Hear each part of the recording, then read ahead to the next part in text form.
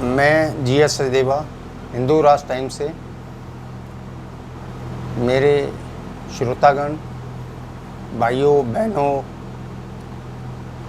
और मेरी बच्चियों, आपका बहुत बहुत आभार है। मैं आपके सम्मुख हमेशा से सांस्कृतिक चीज़ों का अवलोकन करता हूँ। प्रकृति के ऊपर, अर्थव्यवस्था के ऊपर जो भी पारंगत हमारे साथ हिंदू धर्म में, सनातन धर्म में जो कुछ हुआ, उनकी चीज़ों का उल्लेख मैं समय समय पर करता रहता हूँ। आज एक विषय था। विषय ये है कि श्री राम का जन्म भारत में हुआ, रामचरितमानस में, रामायण में, सब काल से सब कुछ किया गया। सबको पता है, सब हिंदुओं को, सबको, सब पूरे विश्व को पता है कि श्री राम का जन्म कहाँ हुआ। हमारे सामान्य, हमारे प्रभु श्री राम,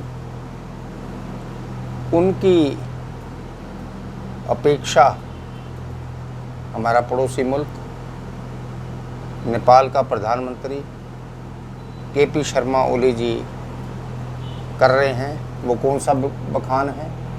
ओली जी से मैं पूछना चाहता हूँ, आज तक तुम्हें इतनी उम्र में ये पता नहीं चला कि श्री राम का जन्म, अगर तुम्हें पता था कि श्री राम का जन्म वीरगंज के पास एक गांव में नेपाल में हुआ है, तो आज तक बोला क्यों नहीं? क्यों इतने साल तक चुप रहे? हमारे यहाँ पे कोर्ट में इतनी लड़ाइयाँ लड़ी गई।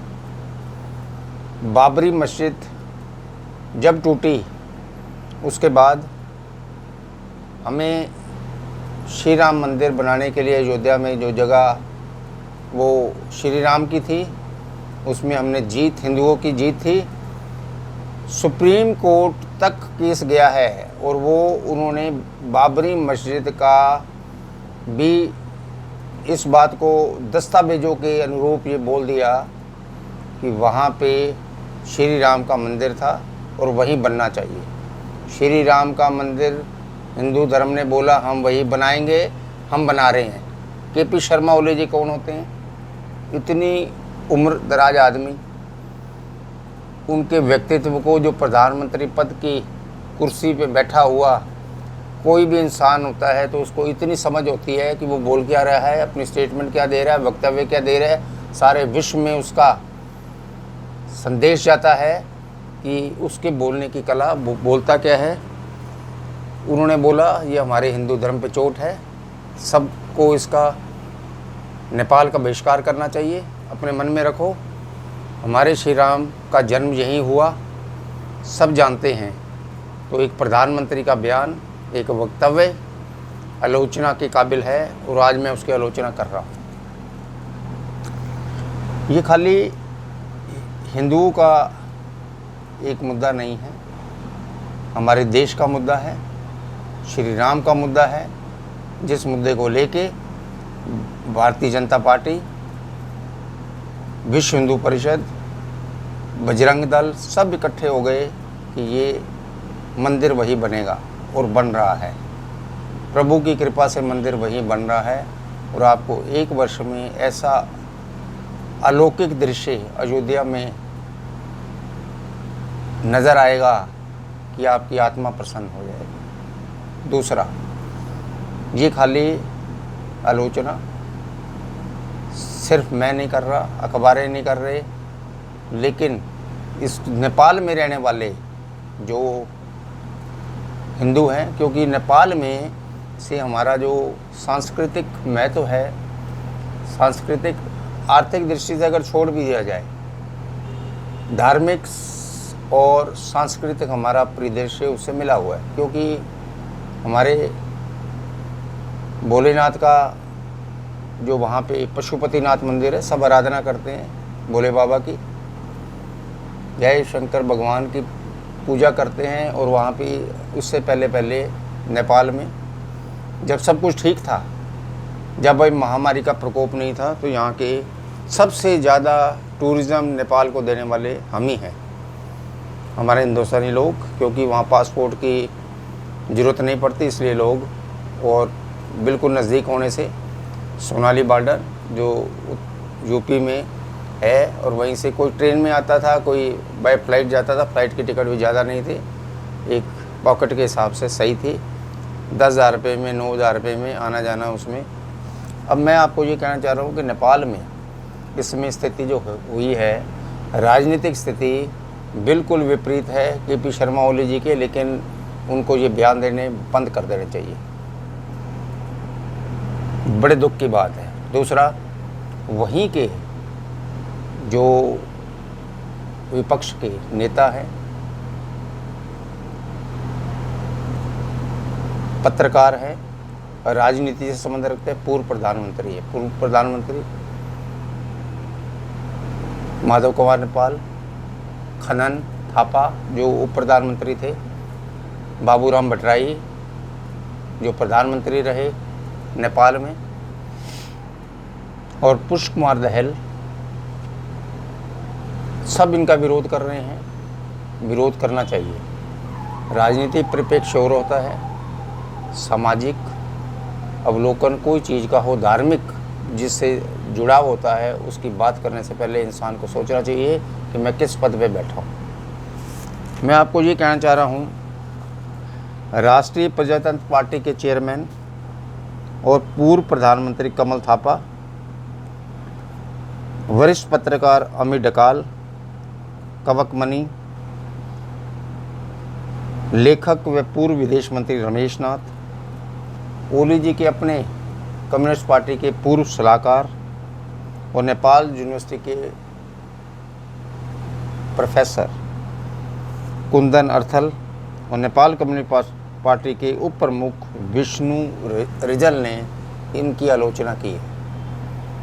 आलोचना का विषय है।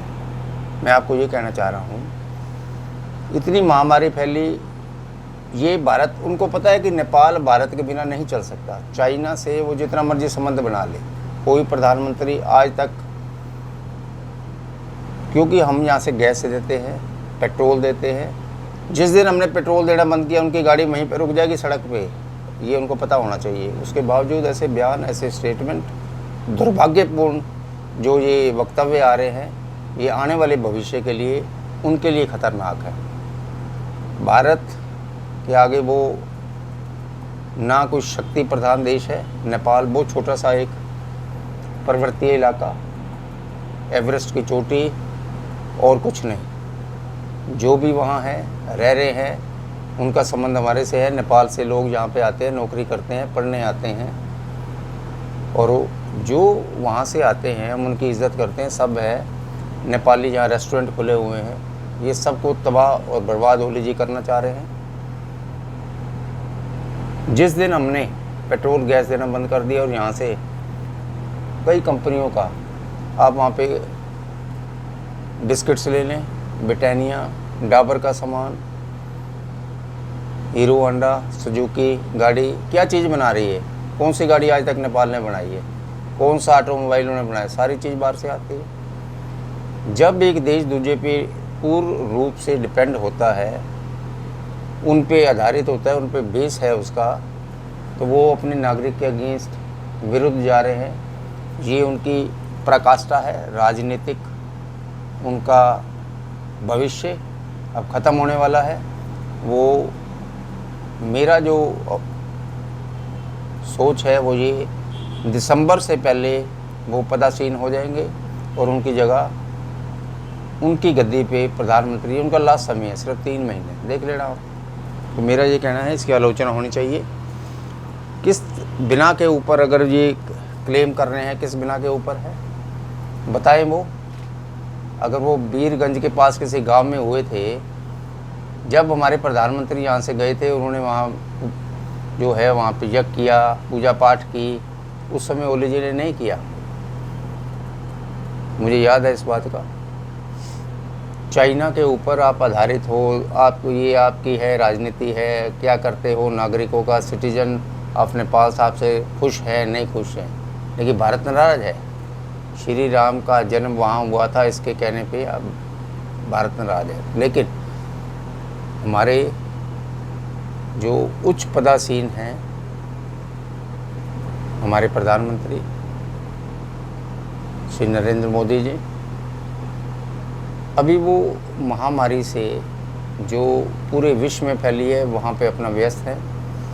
व्यस्त होने के बावजूद भी वो इतने काम कर रहे हैं अपनी इकॉनमी को, अपने चीज़ को खोलने के लिए।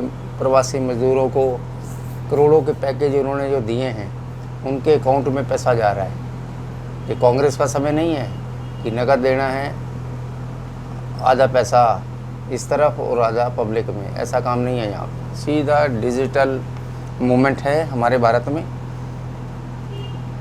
कोई भी पैसे का बिल्कुल पारदर्शी है।